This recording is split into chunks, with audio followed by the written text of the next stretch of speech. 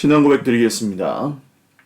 전능하사 천지를 만드신 하나님 아버지를 내가 믿사오며 그 외아들 우리 주 예수 그리스도를 믿사오니 이는 성령으로 잉태하사 동정녀 마리아에게 나시고 본디오 빌라도에게 고난을 받으사 십자가에 못 박혀 죽으시고 장사한 지 사흘 만에 죽은 자 가운데서 다시 살아나시며 하늘에 오르사 전능하신 하나님 우편에 앉아 계시다가 저희로서 산자와 죽은 자를 심판하러 오시리라. 성령을 믿사오며 거룩한 공회와 성도가 서로 교통하는 것과 죄를 사하여 주시는 것과 몸이 다시 사는 것과 영원히 사는 것을 믿사옵나이다. 아멘. 찬송가 311장 찬송 드리겠습니다. 찬송가 311장입니다. 찬송가 311장입니다. 내 너를 위하여 몸 버려 피 흘려 내 죄를 속하여 살기를 주었다. 널 위해 몸을 주건만 너무 주느냐. 널 위해 몸을 주건만 너무 주느냐. 아버지 보좌와 그 영광 떠나서 밤 같은 세상에 만 백성 구하려 내 몸을 희생했건만 너무 어떠느냐. 내 몸을 희생했건만 너무 어떠느냐. 죄 중에 빠져서 영죽의 인생을 구하여 주려고 나 피를 흘렸다. 내 죄를 대속했건만 너무 어떠느냐. 내 죄를 대속했건만 너무 어떠느냐. 한없는 용서와 참사랑 가지고 세상에 내려와 아값없이 주었다. 이것이 귀중하건만 너무 주느냐. 이것이 귀중하건만 너무 주느냐. 아멘. 하나님 말씀 마태복음 18장 21절에서 35절 말씀입니다. 신약 성경 마태복음 18장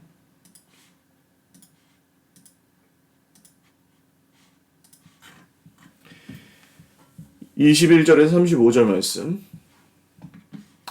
한 목소리로 읽겠습니다. 그때 베드로가 나와 이르되 주여 형제가 내게 죄를 범하면 몇 번이나 용서하여 주리이까? 일곱 번까지 하오리이까? 예수께서 이르시되 내게 이르노니 7번뿐 아니라 7번을 70번까지라도 할지니라.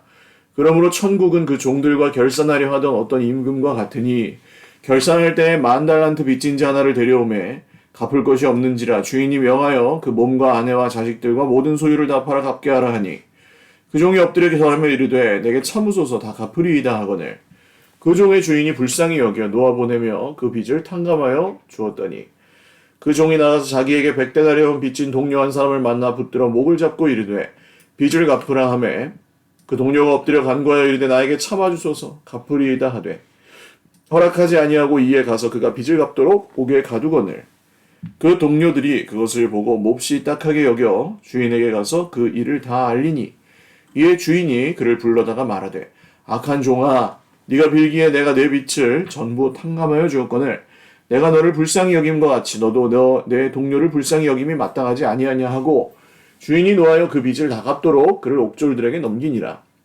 너희가 각각 마음으로부터 형제를 용서하지 아니하면 나의 하늘 아버지께서도 너희에게 이와 같이 하시리라. 아멘. 기도드리겠습니다. 살아계신 하나님 아버지 감사합니다. 주님의 은혜를 찬송합니다. 오늘도 주님 앞에 예배합니다. 우리의 예배를 받아주시옵소서. 하나님, 이 새벽에 주님 앞에 우리의 삶을 거울과 같이 비추어 주시는 성경의 말씀 앞에서 저의 삶을 주님 앞에 맡겨 드립니다.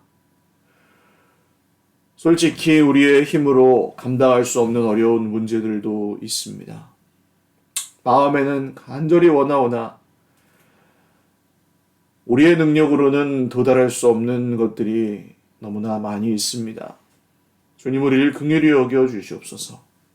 사랑하는 형제 자매들의 아픔을 주님 치유하여 주시고 회복하여 주시고 그 마음을 위로하여 주시고 주님이 주시는 기쁨과 소망으로 다시 살아나게 하시고 일어나게 하옵소서. 우리의 겉사람은 날로 낡아집니다. 그러나 저 영원한 하늘나라 우리에게 이미 주신 하나님의 나라에 썩지 아니하는 무너지지 아니하는 장막집을 주 예수님의 부활의 생명을 통하여 이미 우리에게 주신 줄을 믿사오니 오늘도 죄 백성들이 인내하며 걸어가는 이 광야길에 주님께서 불기둥과 구름기둥으로 만나와 매출하기로 또 반석에서 나는 샘물로 먹이시고 입히시고 인도하여 주시옵소서. 감사하옵고 예수님의 이름으로 기도 올리옵나이다. 아멘. 할렐루야. 네, 오늘도 하나님의 은혜와 평강으로 풍성한 하루 누리시기를 바랍니다. 유명한 말씀이죠. 베드로가 아마 예수님에게 베드로가 참아야 될 때가 많았겠죠. 아무리 수제자니까. 그러니까 내 형제가 나에게 죄를 범하면 그러니까 상관없는 이웃이나 적이 아니라 형제를 말하는 겁니다. 교회 안에 형제인 거죠. 공동체 안에. 형제가 근데 나한테 잘못을 할 때가 있는 거예요. 몇 번이나 용서해주면 되겠습니까? 한 7번 정도면 되겠죠? 그러니까 7은 완전수잖아요. 그래서 베드로는 7번 정도가 이 용서의 마지노선이라고 생각한 것 같습니다. 그러니까 내가 한 7번까지는 그래 참아줄게. 그렇지만 그 이상은 안 돼. 저건 좀 선을 넘었잖아 하는 그런 선이 베드로에게 있는 것이죠. 근데 여러분 7번이면 훌륭한 거 아닙니까? 우리 기준에서도 누가 나한테 솔직히 상처 주는 말 한 번만 해도 우리는 그냥 그 사람이 확 미워지기도 하고 그걸로 원한을 막 품기도 하고 그걸 안 풀고 쌀쌀맞게 대하거나 째려보거나 느끼죠? 서로 이제 탁 적대하고 있다는 것을. 그런 일이 교회에서 어떤 분들은 어떻게 그런 일이 교회에서 있을 수 있어요? 하지만 내가 다른 사람을 어떻게 대하는지 한번 보십시오. 그 사람만 그런 게 아니라 기분 따라 내 이익 따라 하루에도 12번씩 널뛰기를 하는 것이 인간의 마음이고 또 우리가 다른 사람을 대하는 태도는 예수님 안에 있기 전에는 기본적으로 자기중심적이기 때문에 내가 보는 게 다 맞고 내가 말하는 게 다 옳고 그게 안 되면은 속상하고 열받고 그럼 누구를 탓하고 그렇게 이런 악순환이 반복되는 것이기 때문에 우리가 다른 사람을 대할 때 그렇게 온전히 너그러운 분은 사실 있을 수 없다고 생각합니다. 그래서 베드로가 7번 정도 용서한다고 하신 것은 굉장히 훌륭한, 저는 객관적으로 훌륭한 기준이었다고 생각을 해요. 그런데 예수님께서는 한 술 더 뜨셔서, 한 10숟갈은 더 뜨십니다. 예수께서 이르시되 내게 이르노니 7번뿐 아니라 7번을 70번까지라도 할지니라. 그러니까 7번씩 70번이면 77에 49, 490번인데, 그럼 490번만 용서해주고 491번째는 벌을 하라는 게 아니죠. 예, 이 완전수에 완전수를 곱하니 7도 완전수고 10도 완전수거든요. 그래서 7, 7, 10 하니까 490인데 490번만 하지 말고 그냥 다 용서해 주라는 거예요. 이것을 뭐라고 하냐면 용납이라고 부릅니다. 용서는 죄를 지은 사람이 나에게 와서 사과를 하면 그걸 받아주는 게 용서예요. 그렇죠? 용서를 빌면 용서를 해주는 거예요. 용서를 빌지 않으면 용서라는 개념이 성립이 안 돼요. 자기가 뭘 잘못했는지도 모르는 사람에게 내가 널 용서했어. 그렇게 할 수 없는 것입니다. 혹은 나는 아무 거리낌이 없어. 그러면 정말 잘못은 해놓고 자기는 아무것도 잘못한 게 없다는 거예요. 그런 사람 어떻게 용서합니까? 용서할 수 없어요. 불가능합니다. 그런데 용납을 할 수 있습니다. 그 용납은 무엇이냐면 그 사람의 부족한 그 모습 그대로를 받아주고 인정해 주는 것입니다. 그 이상 넘어가서 사랑을 하기까지는 또 다른 훈련이나 또 우리의 어떤 정말 하나님을 의지하는 그런 게 필요하겠지만 그냥 주는 거예요. 저 인간은 저런 인간이구나. 왜? 그 안에 주님이 계시지 않은 거로. 그 안에 주님의 긍휼이 머물지 않은 거로. 그 안에 주님의 지혜가 머물지 않은 거로. 그 안에 주님의 생명이 머물지 않으므로 저 사람은 저런 식으로 사는 것이 최선일 수밖에 없구나라고 인식하는 것과 저 인간은 교회를 몇 년을 다녀놓고 저렇게밖에 살 수가 없느냐고 정죄하는 것과는 전혀 다르다는 거죠. 이 차이를 이해하시겠습니까, 여러분? 목사가 장로가 권사가 돼가지고 어떻게 저럴 수가 있느냐? 이게 판단이고 정죄예요. 잘못을 했어도 그렇게 할 수 그 잘못을 했는데 그 잘못을 가지고 이제 그걸 가지고 내가 내 기준을 가지고 탁 판단을 하고 그것으로 이제 저 사람보다 내가 의롭다고 스스로 여기거나 다른 사람들에게도 드러내고 싶어하는 그런 마음. 이게 판단과 정죄입니다. 그런데 똑같은 상황일 때 저분은 예수님의 사랑을 아직 잘 모르시는구나. 혹은 저분은 복음을 아직 충분히 자기 인생의 정말 진리로 받아들이지는 않으셨구나. 저분은 아직 자기가 알고 있는 복음의 진리와 자기의 성품과 인격과 존재의 변화가 연결되지는 않으시는구나. 기도는 많이 하는데 입은 막 거칠어요. 하나님하고 관계는 좋고 말씀도 막 달달 외우는데 남욕 험담을 엄청 하고 다녀요. 이런 분들은 아직 그 알매 영역에 있는 진리의 지식과 마음에서 반응하는 믿음의 순종이 만나지 못했구나. 그렇죠? 그게 사실인 거예요. 그러니까 예를 들어서 유치원생이 있는데 유치원생이 미분 적분을 어떻게 풀겠어요? 수학에 그 미분 적분 고차 방정식 이런 거 어떻게 풀겠어요? 문과 다닌 사람이 그 이과에서 하는 수학 라플라스의 정리 이런 걸 어떻게 알겠어요? 모르죠. 그러니까 그 사람은 모르는 거고 그 사람은 그냥 그런 사람인 거예요. 저도 이제 고향 파주에서 살아간 지가 오래되다 보니 서울에 가면 좀 약간 위축되고 제가 촌놈이라는 걸 느껴요. 촌 사람이구나 이제 나는. 서울 사람들이 들으면 웃긴 하는데 진짜 그래요. 서울 가면 엄청 피곤하고 낯설고 가기 싫어요. 피곤해요. 그냥 그 자체로 피곤해요. 편해요 여기가. 그러면 이제 저 사람은 촌에서 왔나 봐. 저렇게 두리번거리고 힘들어하고 그러네. 이렇게 그게 아니라 그냥 파주 사람이니까 서울 가면 힘든 거죠. 그냥 그걸 그 모습 그대로 인정해주고 받아주는 것이 용납입니다. 그래서 용납을 하면 그 사람이 용서를 빌든지 말든지 그냥 그 사람이 그런 모습이구나 라는 것을 받아들이기로 내가 적극적으로 결단하는 거예요. 잘 보십시오. 용서를 빌지 않으면 이루어지지 않아요. 그러니까 그 사람이 용서를 비느냐 아니냐에 따라서 내가 용서를 하느냐 못하느냐가 결정돼 버리는 거예요. 그러니까 이것은 내가 잘못한 게 없는데도 그 사람에게 끌려다니는 방식의 삶입니다. 용서. 그쵸? 말장난 같지만 여러분 중요해요. 절대 그 사람은 잘못한 거 모릅니다. 그러면 나는 끝까지 그 사람을 용서 못하고 마음의 짐과 부담을 가지고 그 사람 돌아가시면 어떻게 돼요? 계속 그러고 사는 거죠. 누구만 피곤해요? 나만 피곤한 거예요. 용납은 무엇입니까?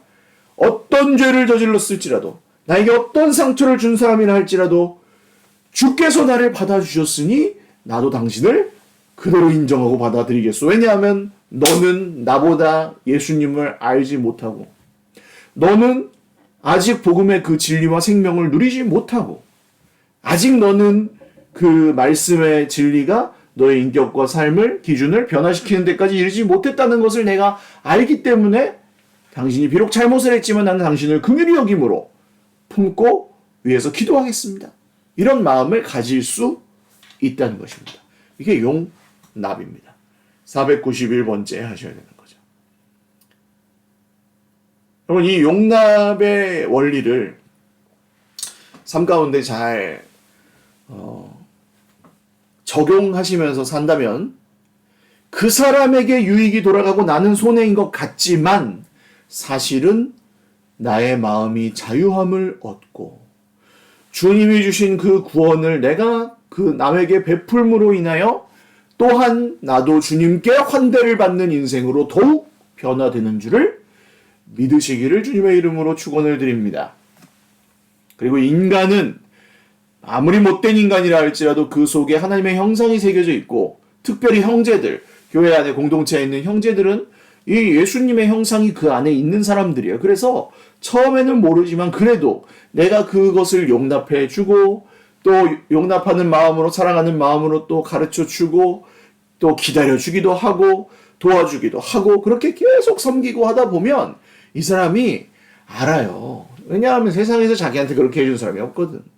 세상에서는 찌덕백인 거예요. 세상에서는 그냥 여기 가나 미움받고 저기 가나 미움받고 그냥 어디를 가든지 좌충우돌하면서 맨날 한 소리씩 듣고 자기는 잘못한 거 없다면서 뻗대던 그런 사람이 이렇게 세상의 것이 아닌 주님의 사랑, 그 용납을 받으면 어떻게 됩니까? 변화되기 시작한다는 것이죠. 저는 그런 변화의 사례들을 너무나도 많이 보았고 또 제가 그런 또 용납을 시작하게 되면서 저의 마음이 굉장히 자유함을 얻는 것도 많이 경험을 하였습니다. 그래서 여러분 70번씩 70번 하라는 이 말씀에 너무 부담을 느끼지 마시고 이게 용서하고 용납하고는 다른데 내가 용납을 하면 그게 그 사람에게만 유익이 아니라 사실은 나에게도 유익이구나 라는 것을 기억하실 수 있길 바라요. 유명한 얘기를 주님께서 이어서 하시죠. 천국은 그 종들과 결산하려던 어떤 임금이 천국과 같다는 거예요. 천국은 하늘나라는 어떤 왕과 같다. 요 얘기를 잘 기억하십시오. 천국은 뭐냐 하면 1만 달란트는 정말 천문학적인 액수입니다. 금으로만 따져도 이거는 뭐 국가 예산 규모 정도의 빚이에요. 그러니까 갚을 수 있는 빚이에요? 없는 빚이에요? 없는 빚입니다. 그 없는 빚을 가진 사람이 왕 앞에 끌려왔는데 당연히 없죠. 그러니까 주인이 너 뭐 어차피 못 갚지만 너랑 네 가족들과 재산이 뭐 없겠지만 그거라도 다 팔아서 가져와. 했더니 이 종이 무릎을 꿇고 한 번만 봐주십시오. 다 갚겠습니다. 갚을 수도 없으면서 뭘 갚겠습니다예요. 근데 용서해 주세요 하고 애원하니까 주인이 그 종을 불쌍히 여겨서 그냥 빚을 없애주고 빚을 없애준 것뿐만이 아니라 원래 빚을 없애주면 노예로라도 참는데 빚을 없애준 것뿐만 아니라 자유를 줍니다. 말도 안 되는 일이죠. 왕이 다 그냥 그 채무를 다 짊어진 거예요. 자기 손해를 국가 예산 정도의 손해를 짊어진 거예요. 천국은 무엇이다? 나를 위해서 국가 예산 정도의 손해를 짊어지신 하나님 아버지가 천국이시다. 할렐루야. 그러니까 천당은 내가 예수님 믿어드릴게요. 그러니까 티켓 한 장 끊어주세요. 이게 아니에요. 천국은 이미 우리에게 임한 그 하나님의 나라는 국가 예산으로도 다 갚을 수 없는 우리의 그 모든 죄값과 죄의 짐을 하나밖에 없는 아들 예수 그리스도, 온 만물의 주관자여 창조자이신 그분의 생명을 우리에게 주심으로 죄값을 다 대신 지불하시고 우리는 살려주셨다는 이 말도 안 되는 이야기입니다. 그리고 나 같으면 내가 그렇게 살려줬으면 야, 넌 앞으로 내 말 잘 들어라. 안 들으면 너 다시 죽인다. 이럴 것 같아요. 왜냐면 내가 생명 걸고 살렸는데 엉뚱한 짓 하고 다니면 짜증 나잖아요. 그런데 하나님 그렇게 하지 않으시고 살리고 자유함을 줘. 그저 되는 죄짐 지고 살면서 빚까지 그렇게 지고 살던 사람을 죄짐만 없애준 게 아니라 어떻게 해요? 자유까지 주는 거예요. 근데 자유를 줬더니 이제 막 좋다고 집에 가다가 자기한테 조금 빚진 사람 만났어요. 100데나리온. 1데나리온이 노동자의 하루 품삯이니까 10만 원 치겠습니다. 그럼 1000만 원이죠. 1000만 원 적은 돈은 아니에요. 그런데 지는 10,000달란트, 10,000달란트 빚진 걸 방금 탕감을 받아놓고 야, 1000만 원 내놔. 너 내 돈 1000만 원 내놓기 전에는 집에 못 가. 하고 제발 갚겠습니다. 그 사람을 잡아다가 갚을 때까지 감옥에다 가두는 거예요. 감옥에다 가둬놓으면 어떻게 됩니까? 우리도 그렇잖아요. 형사 고발 같은 게 이제 이루어지면 합의를 보잖아요. 왜? 감옥에 갈 수는 없으니까. 그래서 갖다 집어쳐는 거예요. 거기 감옥에다가. 개구리 올챙이적 생각을 못 하는 거죠. 왕이 그 소식을 듣고 어떻게 합니까? 컴온. 야, 너는 얼마였냐? 10,000달란트였는데요. 그럼 걔는 얼만데? 100데나리온인데요. 너도 들어가. 들어가야 되는 거예요. 여보, 이게 성도가 아닌 사람들에게 주시는 말씀이 아닙니다. 성도들에게 주시는 말씀입니다. 베드로에게. 너의 형제가 너에게 죄를 지었을 때 용납하려 하지 않고 그렇게 하나하나 다 따져서 받아내야 될 것 같으면 하늘 아버지께서도 너에게 그렇게 할 것이다. 여기 너희에게라고 나오죠. 이게 조금 우리 마음을 가볍게 해줍니다. 휴, 다행이다. 나는 맨날 그러니까. 근데 너희, 자 보세요. 공동체에 은혜가 없는 공동체, 교회에 은혜가 없어요.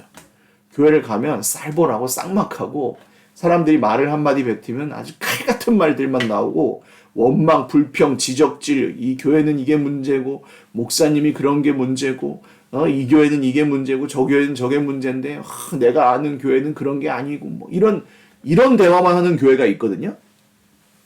왜 그렇습니까? 이래서 그래요. 각각 마음으로부터 형제를 용납하지 아니하면 하늘 아버지께서 거기다가 원망과 불평과 미워하는 마음과 탓하는 마음과 지만 잘났고 지만 옳다는 마음과 그 교만한 마음들을 사람들에게 집어넣으셔서 이 사람들이 행복한 공동체를 이루지 못하게 하는 것입니다. 그러니까 좋은 교회를 세우겠다 그러면서 지가 망치는 거예요. 결국 그런 사람은. 이 교회는 이게 문제예요. 우리 교회는 이게 문제예요. 저 교회는 저게 있는데 아니 왜 자꾸 비교하세요? 비교하면 안 됩니다.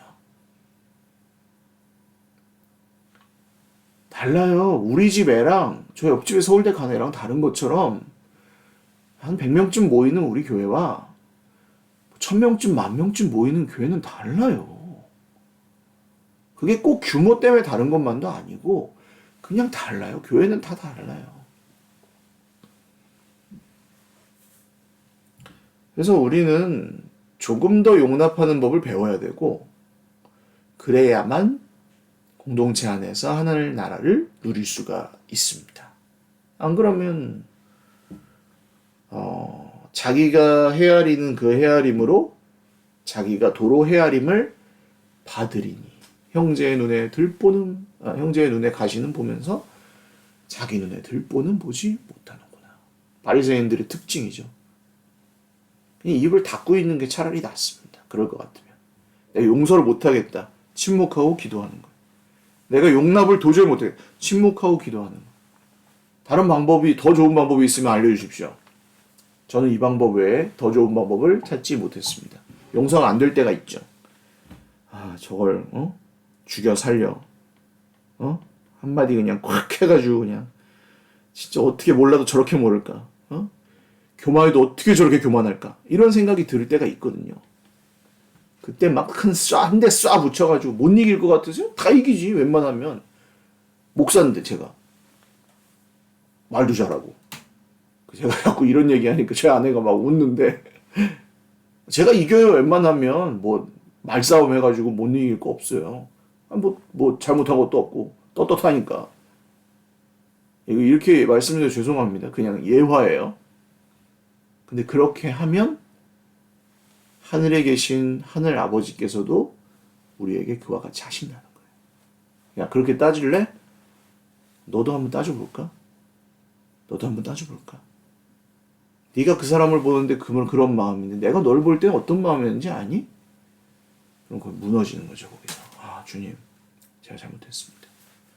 제가 뭐라고 또 판단질을 하고 있습니다. 제가 뭐라고 또 뭐 지적질을 하고 있습니다.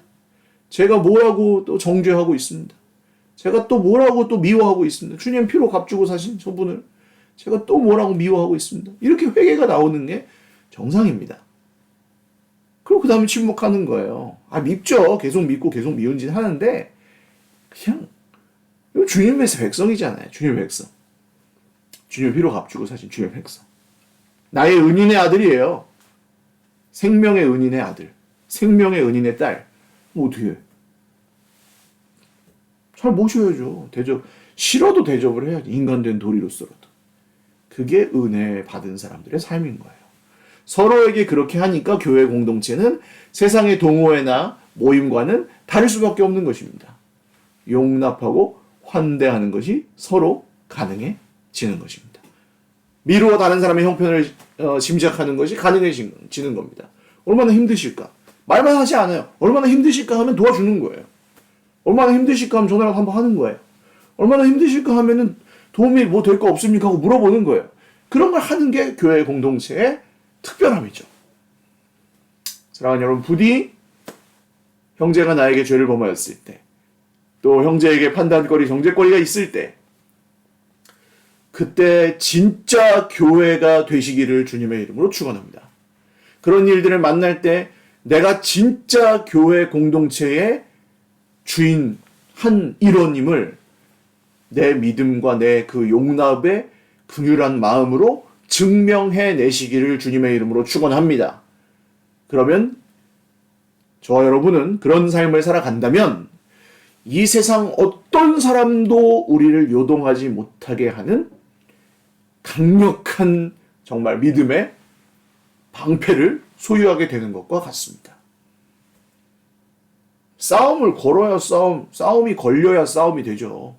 다 이렇게 받아내는데 그냥 충격 흡수 스펀지 같이 때려 괜찮아 받아내 때려 괜찮아 때려 괜찮아. 왜냐하면 난 널 알아.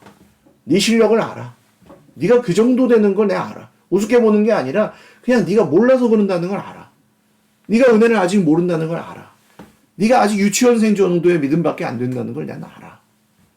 무시하는 게 아니야.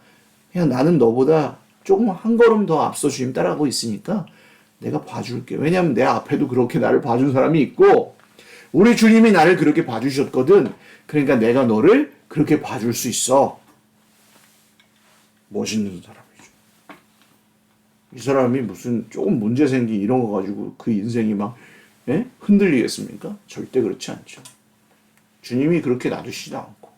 할렐루야. 부디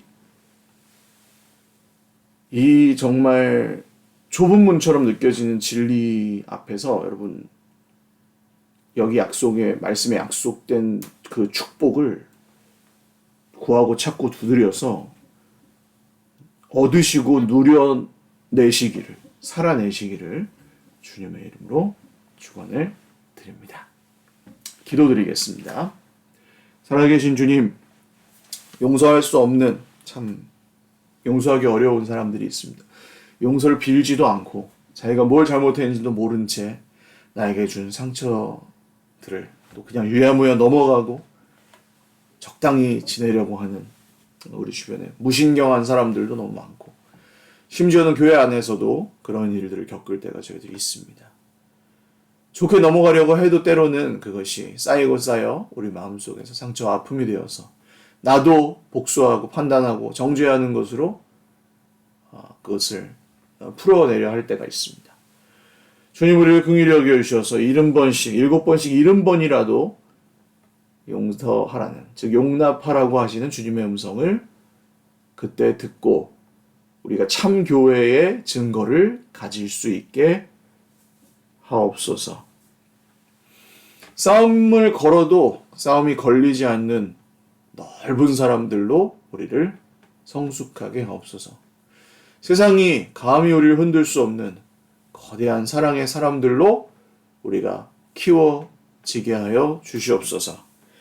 특별히 관계의 모든 어려움 가운데 있는 우리 형제 자매들을 축복하여 주시고, 이 진리의 말씀 앞에서 우리가 어떤 사람이었는지, 주님이 우리에게 주신 은혜가 얼마나 큰 은혜인지를 더 깊이 깨달아 알고 그 생명을 받아 누리며 오늘 하루도 용납하는 삶을 살며 세상의 기준과는 다른 하나님의 사람의 향기가 저희들의 삶 가운데 드러나게 하여 주옵소서.